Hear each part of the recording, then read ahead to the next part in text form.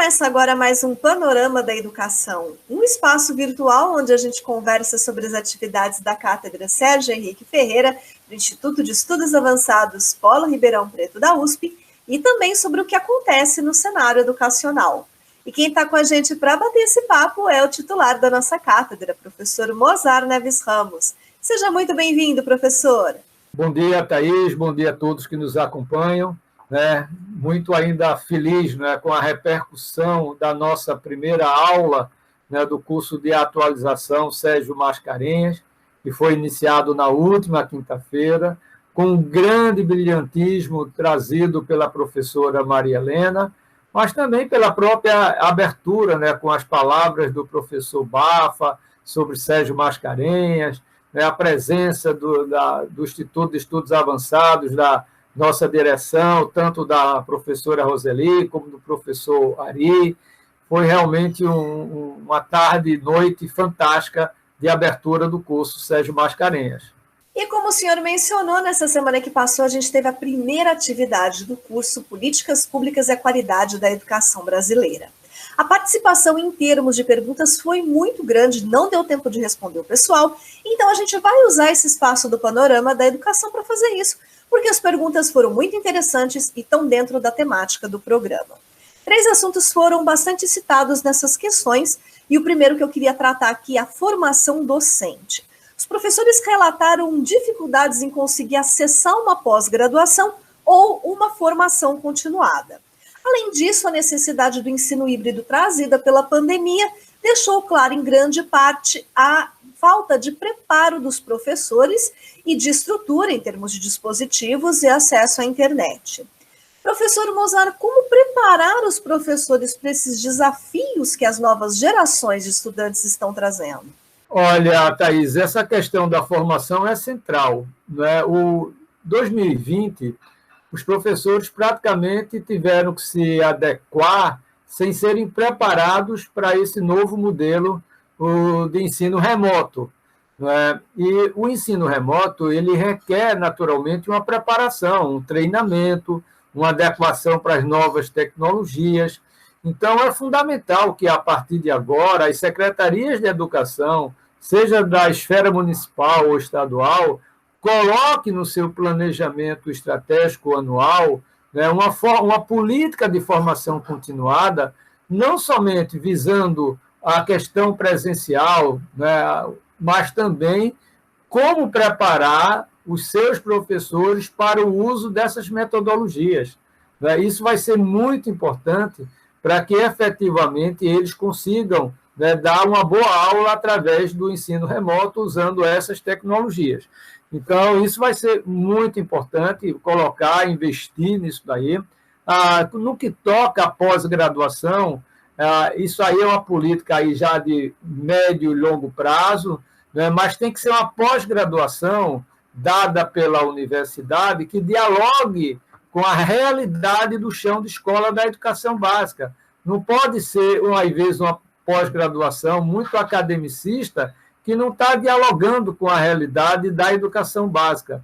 Então, é muito importante que, além da oferta, essa oferta seja um diálogo, uma ponte orgânica com as reais necessidades do professor da educação básica com o seu cotidiano.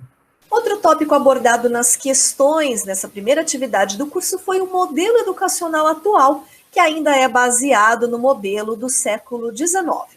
Os participantes destacaram a necessidade de rever a forma de interação com os estudantes e citaram modelos educacionais de outros países, como a Finlândia, onde o tempo das aulas é reduzido e há um foco maior na vivência cidadã.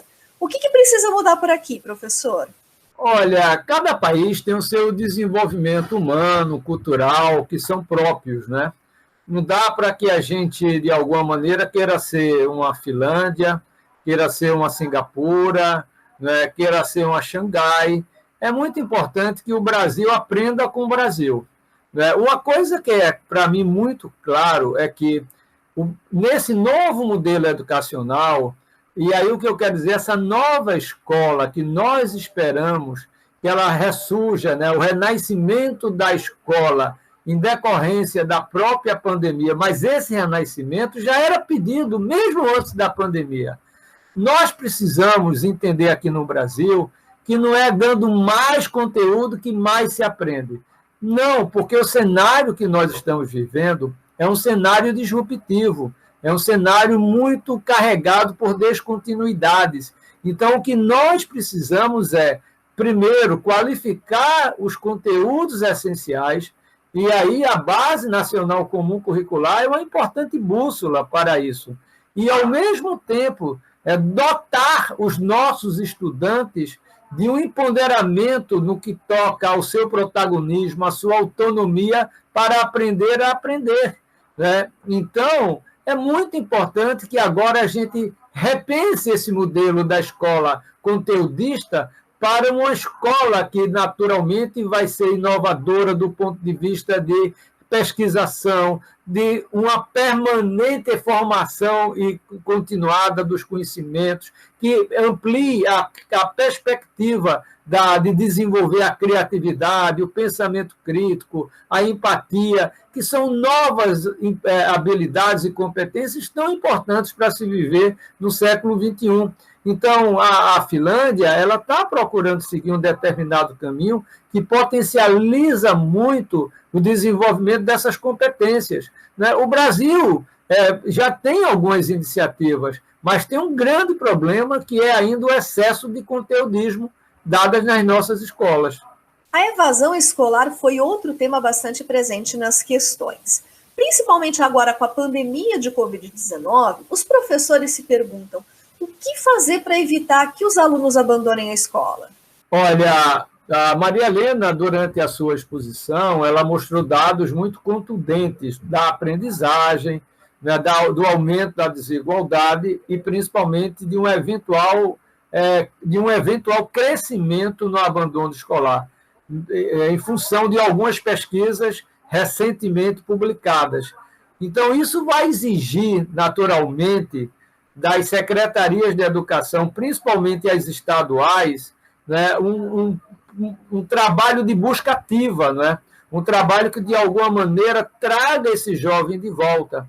E aí, talvez, uma estratégia importante, principalmente para aqueles mais vulneráveis, que estão sendo compelidos a deixar a escola para complementar a renda familiar, talvez de ter algum programa social de apoio, tipo ProJovem, né, para que ele possa continuar na escola e, principalmente, concluir a educação básica. Outro ponto levantado pelos participantes foi a necessidade de uma discussão maior sobre o Plano Nacional de Alfabetização, porque se foca muito em discussões sobre o 5º e 9º anos do ensino fundamental e também o 3º ano do ensino médio. A alfabetização é a base da educação. O que o senhor acha disso, professor? Essa questão, eu me recordo que durante a apresentação da professora Maria Helena, ela surgiu no chat, né? Porque a ênfase maior que realmente tem sido dada são nas avaliações do 5º e 9º ano do ensino fundamental, portanto, ao final, né, o último ano de cada uma dessas duas etapas, anos iniciais e finais, e também ao final da educação básica, que é o 3º ano do ensino médio. Houve um esforço muito grande empreendido há anos atrás, até por conta do próprio movimento Todos pela Educação, na sua meta 2, toda criança alfabetizada na idade certa, que foi criado até um programa nacional chamado ANA, que era a Avaliação Nacional da Alfabetização, né? E foi feito a primeira versão dele foi em 2016. Infelizmente, esse programa não teve continuidade, mas nós precisamos, sem sombra de dúvidas, né? A nossa colega a professora que perguntou essa questão, ela tem toda a razão. Eu acho que nós precisamos ter um termômetro claro para saber como, ao final dos 7 anos de idade, como faz o Ceará, né? Eu acho que nós precisamos aprender com o Brasil, como eu disse na questão anterior. E o Ceará tem um programa absolutamente vencedor, né, de alfabetização das crianças na idade certa, aos 7 anos, né, preparando-as adequadamente para os anos seguintes. Então, o Brasil já sabe como fazer, já tem, o Ceará já tem mostrado isso. e tem, na verdade, inspirado esse modelo cearense de alfabetização na idade certa, que é o PAIC, o Programa de Alfabetização na Idade Certa, que outros estados já estão trazendo, como Pernambuco, como Sergipe, por exemplo, né? E que o que precisaríamos ter é uma política nacional. Infelizmente, a gente tem acompanhado um trabalho na alfabetização no governo Bolsonaro, pela Secretaria da Alfabetização, a CEALF, que, diga-se de passagem, tem procurado fazer um trabalho denso com cientistas, com base em evidências, mas não tem mobilizado. E uma das coisas importantes em programas de alfabetização, num país de tamanho continental como o Brasil, é não somente ter um programa, mas principalmente saber como mobilizar os agentes, né, as escolas, as secretarias municipais que encabem esse processo de alfabetização, em prol de um programa que, de fato, consiga alfabetizar as crianças na idade certa, que, inclusive, é uma exigência do próprio Plano Nacional de Educação.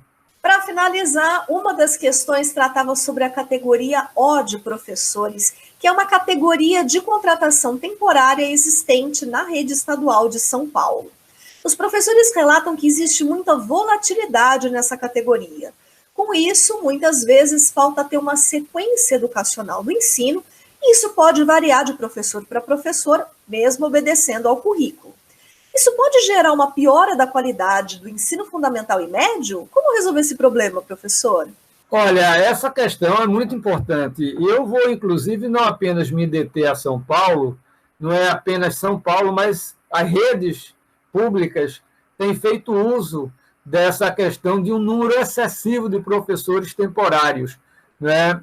E isso, inclusive, tem ensejado ao Ministério Público medidas, né, para que se acabe com essa situação da temporalidade. Porque a temporalidade, na verdade, você não consegue fazer um programa de formação continuada, sólido, quando você tem professores temporários, né? Então, você termina gastando muito dinheiro, né, e não faz um programa sólido de formação continuada na rede. Então, é natural que você tenha professores temporários para programas temporários. Por exemplo, você tem um programa em parceria com o Instituto Ayrton Senna de correção de fluxo. É um programa temporário, porque você imagina que você, em algum momento, vai fazer a correção do fluxo escolar, idade e série. Então, ali você pode ter professores temporários. Mas, para a rede, aí é complicado você ter um percentual muito elevado de professores temporários. Infelizmente, é uma tensão. A minha experiência mostra, não sei se é o caso específico de São Paulo, é uma tensão que se estabelece principalmente entre as secretarias de educação e de administração, porque os custos de contratação temporária e permanente são diferentes. Então, isso tem criado, pela minha experiência, certas tensões internas dentro do próprio governo. E quem está um pouco dando em cima disso, como eu disse, são os órgãos de controle e o próprio Ministério Público. Então, é importante que cada rede, seja São Paulo ou não, né, tenha cuidado nesse percentual de professores em condição temporária, porque isso, na verdade, termina não criando um programa sólido de formação continuada e, principalmente, cria essa volatilidade que só faz criar descontinuidade de política educacional dentro da rede. E a gente gostaria de agradecer a todos que participaram com perguntas durante o evento, principalmente esses que colaboraram com a pauta do nosso Panorama da Educação de hoje. Eu vou citar aqui o nome de todos eles. O Cláudio Alves de Mello, a Andréia Borges Botino, a Ruth Araújo da Cunha, o Anderson Adaldísio Souza Nunes, a Juliana Beatriz Souza Leite, a Marisa dos Santos Rodrigues e a Hortência Muriel Balesteiros. A gente agradece a participação de vocês e conta também com vocês no nosso próximo encontro, que vai ser no dia 22, nessa quinta-feira, com a presença da presidente executiva do Todos pela Educação, Priscila Cruz. Lembrando que a palestra da professora Maria Helena Guimarães, que foi nessa última semana, já está disponível no nosso canal do YouTube. Se você está nos assistindo pelo YouTube, o link está na descrição desse vídeo aqui do Panorama da Educação. Mas se você está assistindo a gente por outra plataforma, corre lá no canal do IEA-RP no YouTube e assista essa apresentação da professora Maria Helena, que foi fantástica.